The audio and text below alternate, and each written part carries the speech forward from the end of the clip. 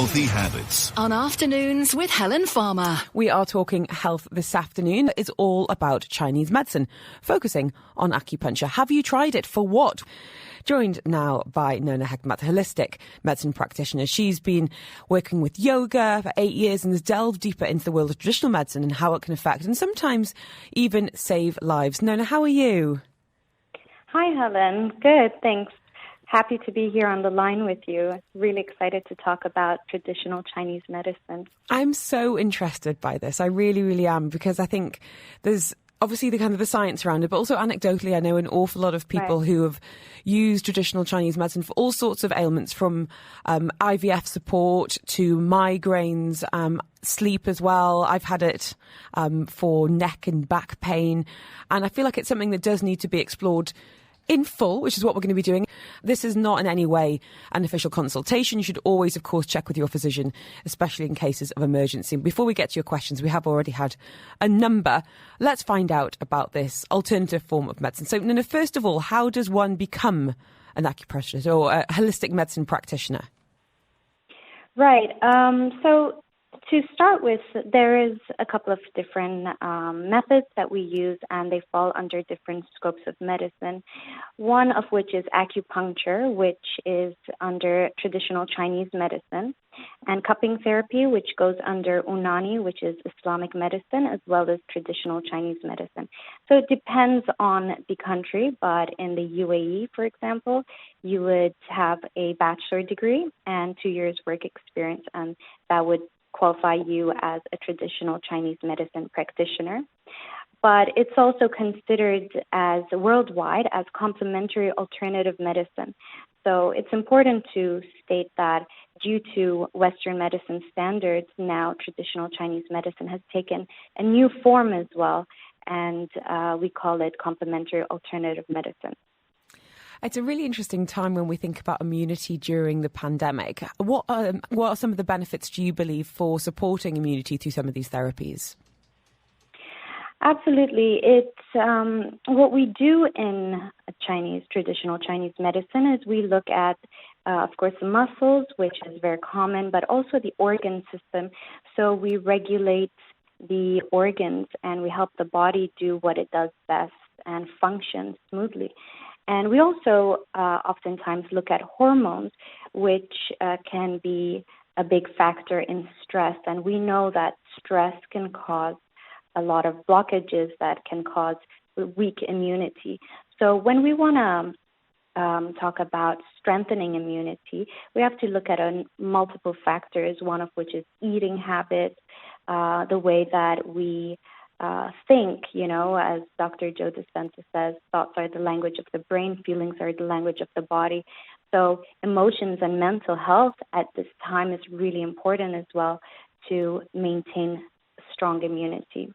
But of course, as in Chinese medicine, we have specific things we do with acupuncture needles to strengthen immunity. That's part of what we do. So TCM, traditional Chinese medicine, is used both as a preventative and as a cure. That's what I was going to ask you, but in terms of a bit of a lifestyle, but also addressing specific needs as well. Can we have a bit of a deep dive into the two techniques you're discussing? So acupuncture, what exactly does it involve and how does it work? Okay, great. So when we talk about natural medicine, we're using the natural resources to maintain optimal health. Depending on what it is being treated, we work with needles, acupuncture needles, cupping therapy, and herbs. In a medical sense, or what a practitioner specifically does, is restore the body back to idyllic form and using techniques to trigger the body's natural healing capabilities. So what we do with acupuncture, for example, we have two forms of this. One is we treat the muscles. We use the needles, the acupuncture needles, to stimulate the central nervous system. This causes release in chemicals into the muscles, the spinal cord, the brain, and these biochemical changes stimulate the healing and aids the physical and mental well-being. So we also heal the muscles with acupuncture needles, causing microtrauma. So when we insert the needle into the body's natural ability to simultaneously heal injuries to the tissue around the nervous, immune, and endocrine system gets activated, and the body rushes to heal these micro traumas. And we also use it as a painkiller. When we insert the needle, we release chemicals such as endorphins, norepinephrine, and enkephalin, and these are actually very potent, much more than morphine. It's interesting you should mention the kind of the emotional side, because as I said earlier, I had acupuncture for neck and shoulder pain, and Jan's actually asking a question about how effective it is for this area. I personally found it incredibly effective.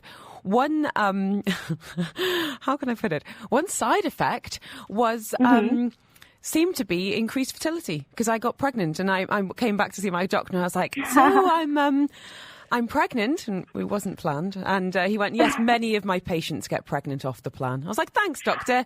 You could have given me a heads up on that one. But what I also found was I had a couple of sessions where I was incredibly emotional. One time where he took the needles out and I was in tears, I was sobbing. And then another time where I was so angry, I had this enormous kind of release of rage. Have you ever had that kind of reaction from a patient before? Yes. Actually, that's interesting that you mentioned that. We can talk about that as well. The fact that you got pregnant. So I'm not saying it was my doctor that got me pregnant, just to clarify. But what does happen is that it also helps regulate hormones. And in the food that we eat, there is in the preservatives contain estrogen mimicking properties, like something called xenoestrogen, which causes the body to think that it has enough estrogen and therefore stops the production of estrogen. So a lot of people find themselves infertile or gastric problems or insomnia or stress, and these come from hormonal issues. And with acupuncture, a lot of these issues get sorted by the needle. So sometimes when you're treating a muscle, an acupuncturist will also be treating multiple things at the same time. So the next thing that I was going to talk about was how we use needles to treat the organ system. And what happens with the organ system is, should I get into that now? Yeah, absolutely. All right. So the organ system is what we do is we look at it in pairs. To put it simply, let's say a patient is having trouble or symptoms leading to their gallbladder, let's say, and the liver and the gallbladder are working in pairs. Often you might have heard gallbladders being removed entirely from the body. However, in a holistic approach, holistic meaning that we're looking at all dimensions of health, right? So when we often find that with someone having an issue with their gallbladder, they're actually having an issue with the liver, but this is what we call a sadist and a masochist relationship between the organs. So sometimes when an organ, let's say the liver in this case, is weakened and downregulated, it will act up. And its pairing organ, which is in this case the gallbladder, will have to compensate by overloading and overworking, causing it to become weak. So in the long run, this fully functioning organ, which is the gallbladder, burns out and becomes weaker than its pair. So typically, the spotlight would come on the gallbladder because that's where you're feeling the symptoms. That's where it manifests. But when you start to look into it, the root cause is actually its pair. That's so interesting. On Afternoons with Helen Farmer. Nona Hekmat is with us, holistic medicine practitioner. Her background is in the 8 limbs of yoga, and after 8 years, she's delved deeper into the world of traditional medicine, how it can affect and often save lives. And many of you getting in touch with many questions. Nona, I don't know if you drink coffee, but if you have, I hope you've had one, because we've got a lot of questions from a lot of people. Are you ready? I'm ready. Great. Get those calls in. As I said, you can be completely anonymous, and a message here saying, no name, please. I have a very stressful job and tested my cortisol levels. They're very high. How can I lower them? Please don't say playing with my pet dog's ears or changing jobs. I personally think playing with your pet dog's ears would be very helpful. I don't know how medically proven that is. So cortisol levels, you mentioned before around stress and hormones. How effective can acupuncture be for that, Nona? So cortisol is our built-in alarm system, and it's very important for a number of things that it does. It manages how your body uses carbohydrates, fats, and proteins. It keeps inflammation down, and so on. But excess of it is not good for us, and it causes stress, which can cause to depression, and so on. I would suggest for lowering cortisol is meditation. It's one of the easiest things you can do by yourself, and it can be consistent. Using acupuncture, we do have certain points that we can use. They're mostly on the forehead and the crown. But if you were to be at home and you don't want to play with your dog anymore, I really suggest meditation, and you'd be surprised by the effects of it, not just for reducing cortisol, but on so many different aspects, and even pain. What I would also say, adding to that, is that the idea of being told to meditate can feel a bit how can I put this? A bit intimidating, a bit unknown, a bit something that other people do, and a bit woo-woo. But my dad, who is in his mid-70s, has got into meditation through using an app, and he's, even in his own words, doesn't feel as silly when he's kind of being guided by a 15-minute meditation rather than just sitting there and kind of, thinking about life, but you're also thinking about your shopping list. And there are some really good apps out there, like Calm and Insight Timer, Headspace. So definitely start with one of those, and loads of them are free as well. Coming back to your acupuncture, we've had a question from Jan. Have a listen to this. My question is, I have neck pain for like a couple of years now. I was just wondering if this treatment will help to relieve this pain as well. So Jan, they're asking about neck and shoulder pain. How does acupuncture work in that part of the body? Right. So we need to have a closer look at where the problem comes from, but most likely it is the splenius, a deep muscle in the neck, which also triggers the trapezius, which is a larger muscle on the back, and these two muscles are a problem area for most people because of mobiles and laptops. And I can't say this enough, but keep your chin up. This is really important.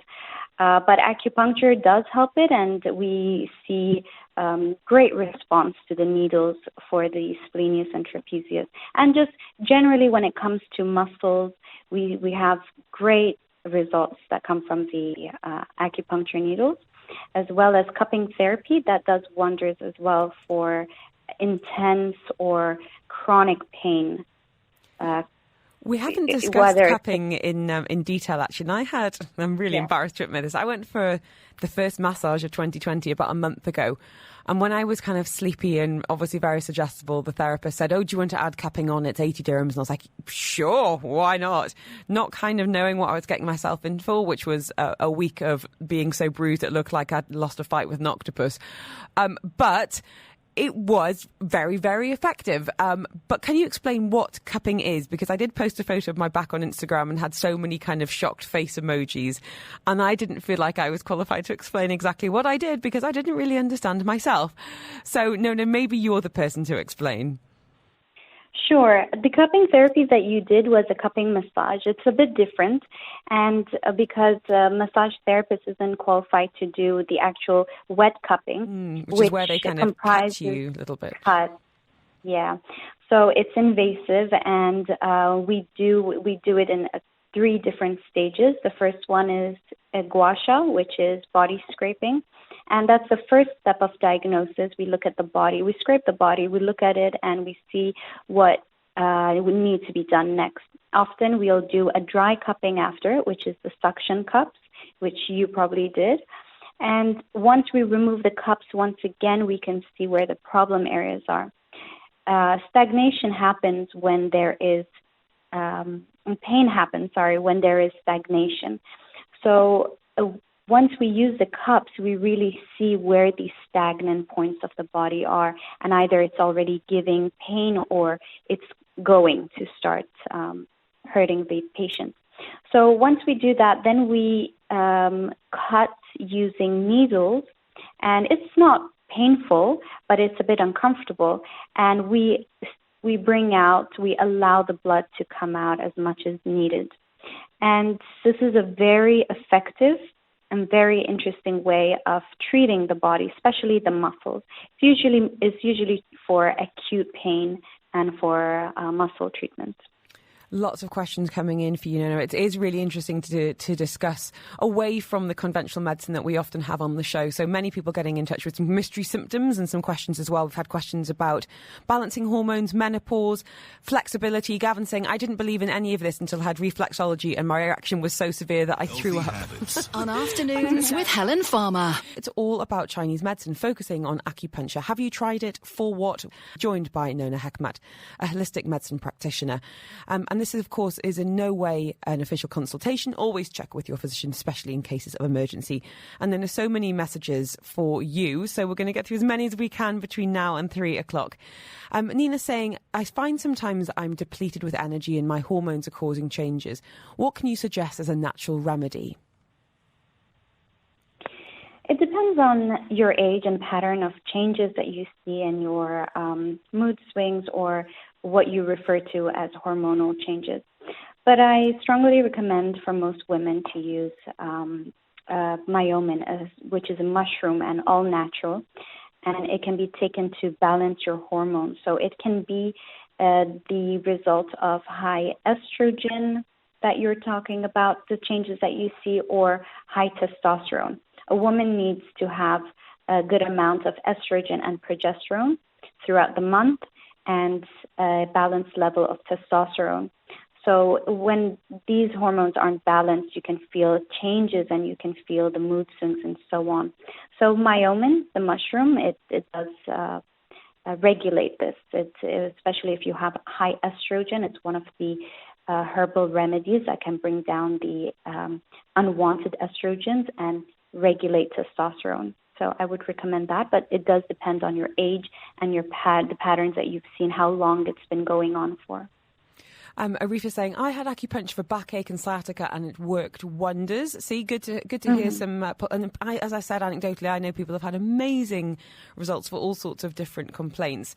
Mona asking about menopause, actually, can acupuncture help with that? And where do you practice from, please? No.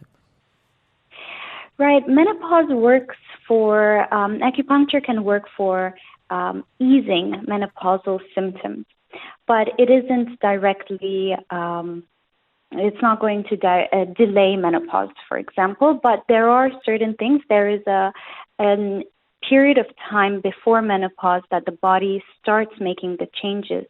I believe it's called perimenopause stage, where during that time you can delay it.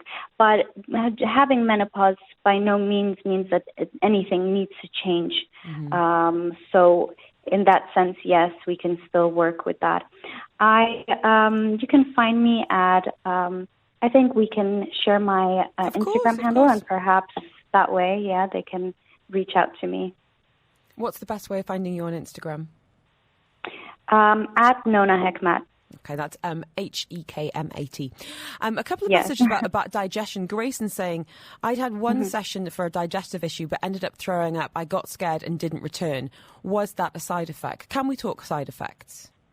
Yes, that's actually, you also mentioned that. You had the emotions that rose up. Especially just got very angry and cried a lot. Yeah. And that's the beautiful part of acupuncture, because we release emotions that get stuck in our body. And I mentioned this earlier, feelings are the language of the body. So we store feelings and emotions into the body, and often we find that it comes out either as a rash, a skin rash, or muscle soreness, or in many different ways, oftentimes also organs. So if she had a reaction from the acupuncture in the stomach you mentioned, this is because we store a lot of emotions in the stomach area and the hip area as well, but mainly stomach area. And as simple as a stomach massage can make people feel emotional. We see this all the time. It's very normal, nothing to worry about. And in fact, it's a good sign that you should continue. And a question here, no name on this one, saying, does acupuncture help with flexibility? I'm incredibly inflexible. Does it? And if so, how? Not really. It will strengthen your muscles, but it won't. Flexibility comes with practice. So you need to use that muscle, and you need to, we call it a shortened muscle sometimes, and you need to just make that muscle flexible by reconditioning it. So muscles get conditioned, so you need to recondition it and become flexible. So I suggest exercise and stretching exercises. No quick fix, I'm afraid. We've had a number of messages, and I won't get into the specifics because I said it's been quite a few, but along two lines. One being migraines, another one being period pains. Are you able to address migraines and how acupuncture and acupressure and cupping can help with that? Migraines, yes. We often find that we can get good results with migraine, but it depends on the type of migraine. And some people have migraines that are, we call it an aura. So right before the migraine, they have a period of time that's called an aura, especially before the aura starts. If we use needles to trigger certain nerves, then yes, we can get really good results. But again, that depends on the person. When it comes to migraines, we do get good results, but it depends. And what about menstrual pain? Yeah, period pain. We had one message in particular, which and I get it. I think when you are suffering from things like that, you are willing to try just about anything. And Ash is saying, I heard acupuncture can cure period pains, but before I try, I want to understand how exactly does it do that? Self-confessed cynic here, but desperate to treat my cramps. Right. I don't suggest acupuncture necessarily. We can use acupuncture, but the last thing that you want is to be moving around and going to see someone for the pain once the pain is there. And beforehand, we can't do anything for the pain. But there are certain pressure points that I can share later on, perhaps on Instagram, that people can use to ease their flow. And also there are certain points that we can use, acupressure points, for people that don't get any bleeding. So that's really important as well, to use natural ways of remedies rather than pills and so on. So for these two, I can share that later, for people who have cramps and want to ease their cramps, and for people that don't have bleeding and want to find a way to do it naturally. Can I ask you about pressure points? And I've seen certain people doing it on parts of their hands for headaches. So if someone's struck down with a bit of a mid-afternoon headache, is there anything you could tell us what to do now? A little on-air demonstration, and only do this if you haven't got a steering wheel in front of you. Right. So that point is between the thumb and the index finger, yes, right? In that fleshy part. Yeah. So that can work. You can press that point if you're aware of where the point is exactly. You can press that. These are called distal points. So distal points are points we use that are that will trigger a response in the body when we can't reach the organ itself, because sometimes we go with the needle, we go directly into the organ, and sometimes we use distal points. You've seen acupuncture done on the toes and the fingers and the ears. Ears are also lots of pressure points there. That is one way of doing it, and if you have nothing else, if you don't have access to an acupuncturist, yeah, that's a great way to try it. The point is between the thumb and the index finger. And any truth in, and I've seen a lot of people on Instagram getting certain piercings on their ears in terms of pressure points for helping with migraines and other kind of issues as well. How do you feel about that? I don't think that works, and I would recommend people not to spend too much time exploring that option. Interesting. The points, the needles that you're putting into the ear, you can, place them all over your ear, and eventually it will reach a point, but you can't randomly just use these tiny needles and expect any results. Wise Actually, words. In fact, Go on, sorry. Yeah, the ear has a lot of points, but I personally don't use the ear points often because we can get much better results that are on the body. And ear points are good for addiction and different types of addiction. But mainly we want to work on the body or the distal points that are on the hands and feet. These are the most effective points. No, thank you so much. I've had many people getting in touch asking for your Instagram handle again, and it is Nona. Sure. Hekmat. Thank you so much for your insights this afternoon. Many questions, many topics, many people wanting to learn more. So we'd love to explore this further with you. Thank you so much for your time.